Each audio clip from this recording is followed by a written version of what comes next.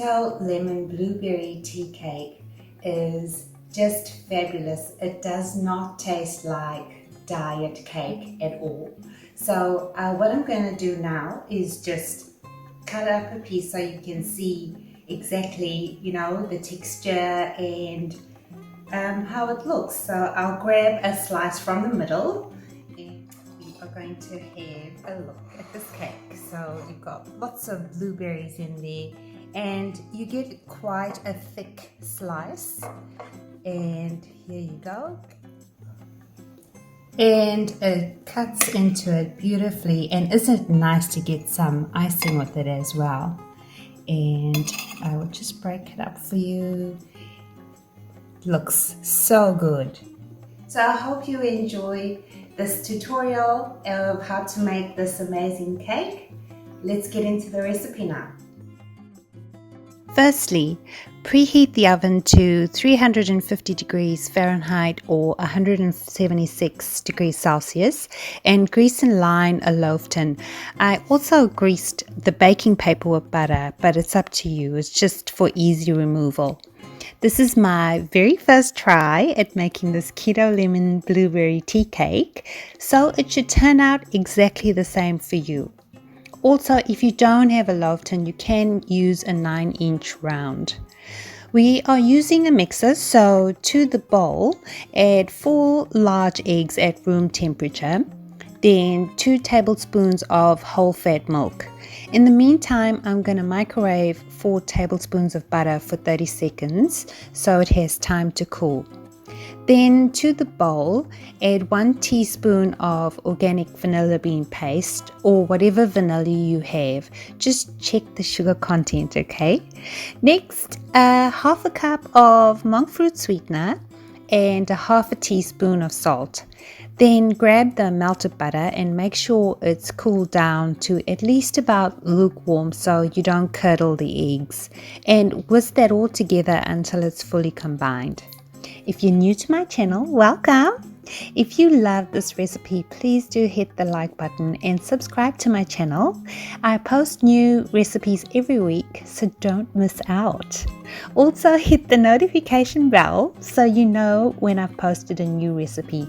I have listed the nutrient information and the written recipe in the description box for you as well. Okay, switch the mixer off and add 1.5 cups of almond flour and a half a teaspoon of baking soda or bicarbonate of soda as it's sometimes called, and whisk again until it's fully combined, and it should look like this. We are now all done with the mixer, so set the mixer aside and add a half a cup of fresh blueberries, and we are going to fold that in with a spatula just so we don't split any of the berries.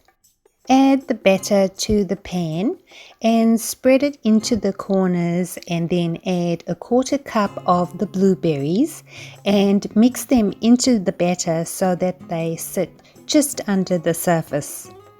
Our recipe calls for 1 cup of blueberries, so you should have about a 1/4 cup of blueberries left. Take 5 even shaped blueberries out, and that's going to be for your topping at the end. Okay, so with your last 1/4 cup of blueberries, top the batter off so the blueberries peep out of the loaf once it's baked. Bake your loaf for about 30 minutes, and mine took exactly 30 minutes, until it's golden and fragrant. And you can test if it's done by inserting a toothpick, and it should come out dry. Look at that. This is straight out of the oven and it's piping hot, and mine was a little springy to the touch. So we will now need to let that cool for about half an hour. While the cake is cooling, let's make the lemon drizzle. We are using a half a cup of sweetener, and to make powdered sweetener, I just grinded it in my NutriBullet.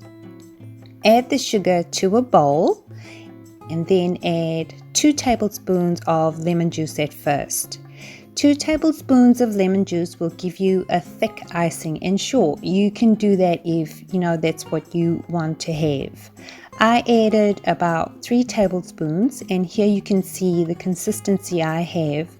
I preferred that because it was easy to spread, and of course I still have my 5 blueberries for decoration.